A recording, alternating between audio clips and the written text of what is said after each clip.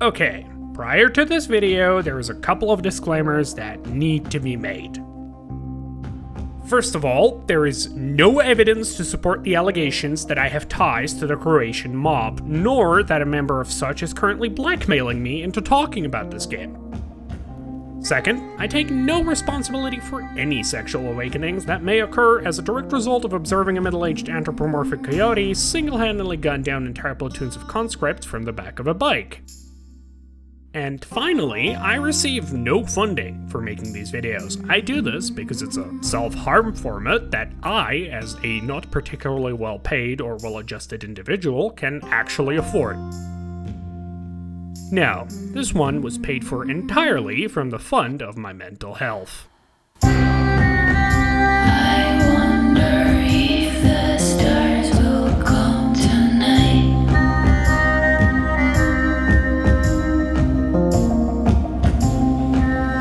I wonder what is it they're hiding.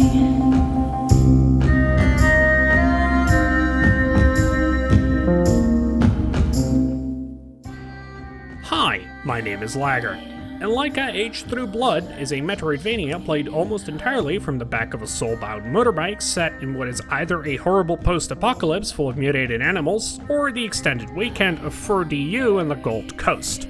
The jury's still out in that one, until it can convene and inevitably sentence me for my crimes against the psychic stability of my audience. However, it's time to introduce everyone to the Dark Souls of Hill Climb Racing. Developed on the Iberian Peninsula, Laika is very obviously a result of people who were supplied with enough hard drugs to forget which societal norms they live under, in more ways than one. By observing that both Castlevania and Trials Fusion link to the same article on platformers on Wikipedia, they have unearthed what publishers try to make forbidden knowledge. Software, much like the packaging you put cocaine in, is malleable. To contain this breach, the marketing department has since attempted to invent a new box to put this in and called it a Motorvania. But lucky for the rest of us, in doing so, they have missed the forest for the trees. The titular Laika is a middle-aged coyote who protects her semi-nomadic gypsy tribe from the dangers of the wasteland, using nothing but her gunslinging skills, a bike made largely out of the bones of her ancestors, and what I can only describe as period blood magic. As far back as the memory stretches, her family has been cursed with immortality, passed down from mother to daughter the first time the child experiences God's punishment for the original sin, a process that either results in the young girl stealing immortality and the mantle of the tribe's protector from her mother, or causes them to die in excruciating pain. This curse is highly practical for everyone who isn't party to it. A Ghost Rider-esque super soldier who can return from the dead is excellent in a fight, but offers nothing but the peak of the single mom experience to those who carry it, as they get to endure the endless joys of repeatedly suffering violent deaths while watching their own children get shit-stomped by a curse. An experience that is only improved upon by the tribe's violent insistence they keep having more daughters to replace the ones who succumb to the curse. Naturally, this process generates only the most mentally stable of individuals. With her current daughter, Puppy, on the verge of turning old enough to try her hand at getting mauled by forces beyond our understanding, and the unwavering support of her community, Laika is possibly the single most resilient person anyone in the wasteland has ever met. Her mental fortitude was then further reinforced by the world she occupies, in which the birds have been the first to develop all the hallmarks of advanced civilization: hypercapitalism, state-mandated circumcision, guided missiles, and eugenics. This combination has catapulted them into the position of the superior species, and they've decided to enforce that position with supercriticality. Unfortunately for them, the concept of mutually assured destruction can in fact also be applied using immortal women with guns. A fact the birds have only just begun to realize when they found out that the village of the kid they just crucified with his own guts uses bird viscera to pay for goods and services. Therefore, Laika has now been given the task of driving the birds from their wastelands. A task that she's going to prosecute with extreme violence, because for all the institutionalized sexual assault, the genocidal bird regime does actually pose a significantly larger threat to her beloved puppy than a band of wastelanders ever could. As the only member of her clan with the ability to not instantly perish out there in the wasteland, Laika settles up and leaves the village every morning to try and beat back the birds while remaining the last connection to the outside world the otherwise now isolated community has. In this sense, the game is structured like any other Metroidvania, with fetch quests, areas that have to be mapped out, and fast travel points to unlock, various shops, and upgrades to chase. There's even the steady unlocking of shortcuts and new areas through various upgrades. The difference is, now you're being carried by an engine while doing it. Unlike the running and jumping of yesteryear, in technologically advanced societies, wasteland warfare is the domain of high-speed vehicles. With the land cracked by endless war, navigating it on a bike involves a lot of stunt work, which is exactly the reason God's drunkest driver has been given both immortality and a fuck ton of checkpoints. Traversing the various areas of the burnt-out corpse of a world inhabited by furries therefore means learning how to ride the virtual bike you do it on, and that's no small feat. Not because learning how to jump on a bike is a difficult and time-consuming process only useful for stuntmen, it's because jumping is the least of your problems. Mastering loop-de-loops and mid-air flips is also absolutely necessary, as is figuring out how to wheelie your way over tight ropes and not land squishy parts first after failing a complicated maneuver. And that's before the birds ever started shooting at you. Once bullets are flying, you've only got a few options. The easiest is to shoot right back. However, this will not save you from any projectiles already in the air. As Newton's first law is inviolable, it is essentially impossible to alter your trajectory while in the air. Therefore, once a bullet is on collision course with your cranium, your only option is to place something else in the way. Handily, your motorbike is right there, so simply rotate until it is in place to take the shot instead of your soft, vulnerable biological components. If you time a flip right, you might even manage to deflect it back at the shooter. However, having now expended both the magazine of your weapon and your reflect charges, you are in an excellent position to experience the full spectrum of bird fire superiority. In order to keep fighting, you must therefore perform a flip. Front flip to get your reflex back, back flip to reload. This induces a small hiccup to the firefight, as there are usually more birds than ammunition. To reload your weapon, you must flip without getting shot in the face, which means exposing yourself to both enemy fire and the chance of landing the wrong way up. This generally doesn't sound too difficult, and it really wouldn't be, except there were two small details in the way. First, no do-overs in the wasteland. Everything out here dies to the first hit, yourself included. Sure, you get to respawn, but that means all the enemies respawn too, so if you wanted to get anywhere, you better start memorizing each of these encounters. And second, the control scheme was designed by a Finnish medieval torturer. There are two ways to play this video game. One is with the gamepad, and that one is simple. One stick controls the bike's pitch, the other controls where you aim, and the bumpers are acceleration and brakes. This makes it very easy to control your bike. It also makes it basically impossible to aim your gun, because there is a huge degree of aim assist, and some of the firefights require you to work through multiple specific targets in quick succession. Never mind the fact using the shotgun's recoil to get over obstacles is a mandatory movement tech. If you instead choose to use the mouse and keyboard, aiming becomes much easier, because you're using the mouse to do it. But now, instead of the stick, the WASD keys are used to move. W and S to control speed, A and D to rotate the bike. This means you now no longer have the precision to properly control the bike and spin it like a third of the speed, which invariably results in you failing jumps and dying to either gravity or enemy fire.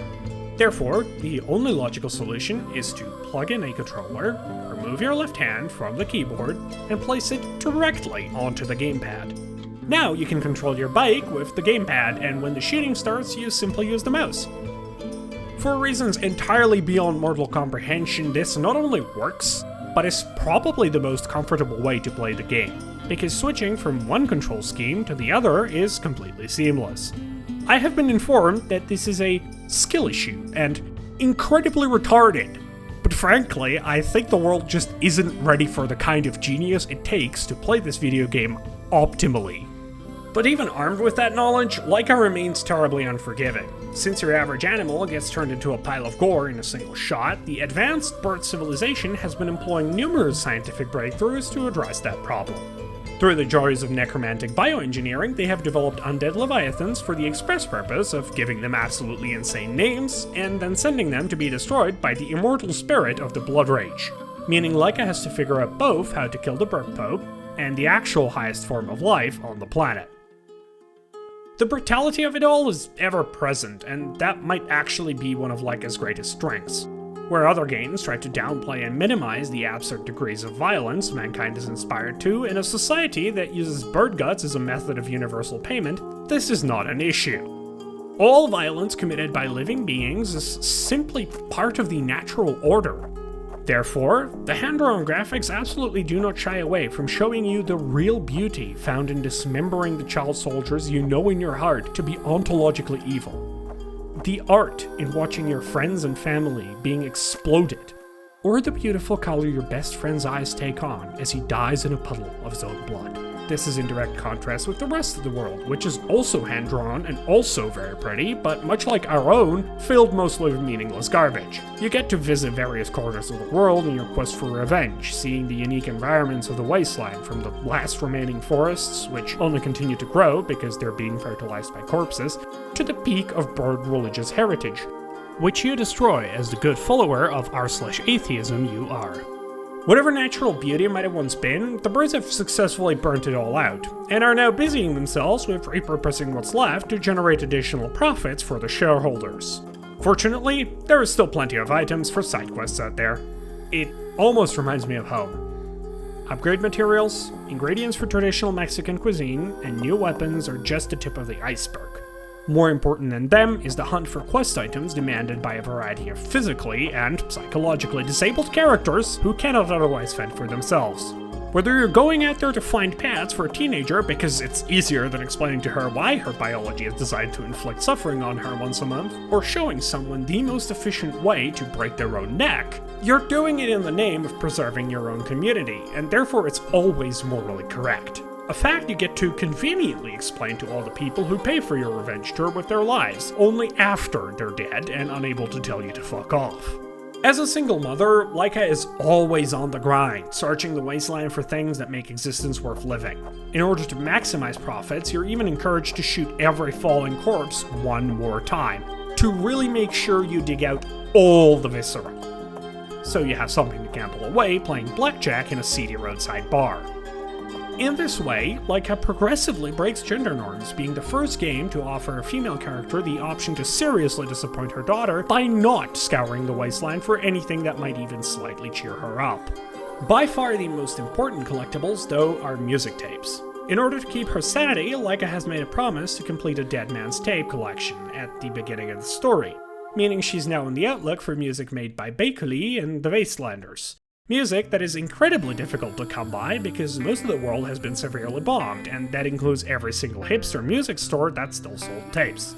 Worse yet, literally everyone you meet, including members of the Wastelanders, fucking hates Beicolí, Laika included, for reasons relating to child protective services and research into incurable diseases. In fact, Laika ends up shooting Beicolí during a live concert, which most of our community considers far too good an end for a pussy like her. It is at this point that I must point out that Beicolí is a pseudonym of the author of this game's soundtrack, who is a very real person with a very broad discography, and the people who made this game decided not just to make her into an anthropomorphic cat, but one of the game's villains, who they then proceeded to kill in cold blood. I don't know what the societal norms about this are like in Spain, but in my culture, if someone was to do that to me, I would be obligated to either venerate them as my god until the end of time, or kill them. And that's not even the most schizophrenic part. That would be the fact Laika canonically keeps collecting and listening to those tapes after she kills Beicolí, meaning this video game has taken the concept of death of the author to its logical conclusion. In fact, the schizophrenia present here is the other major selling point, as the game fluidly alternates between incredibly cool violence from the back of a spinning motorcycle and the moral conundrums of executing war criminals while burning down the societies that hurt you. It doesn't matter that 30 seconds ago you were having a moment listening to a live band performance you helped put together. That moment is now over, so it is time to discuss how we can best gaslight you into accepting our role in you being sexually assaulted. Laika, Aged Through Blood, is a game that doesn't believe that hard lines between those facets of life exist, or even that they should. Its tonal whiplash can be hard enough to break your neck. From story elements to actual design decisions, oscillating between extremes is simply its nature. Whether that concerns the lengths Laika goes to be a decent mother, contrasted with the incredible violence of her day job, the clear evils of bird society pitted against individual efforts to do something good, or the incredible discomfort of actually playing it, making the emotional gut punches it serves in volume land better. And that's why it's worth playing, because seeing those contrasts, and seeing that they're not contrasts at all, is a lesson that we could all stand to learn. Maybe motherhood is not mutually exclusive, being a murdering psychopath? Or maybe I'm just being way too tolerant of a woman who would just actually kill me again.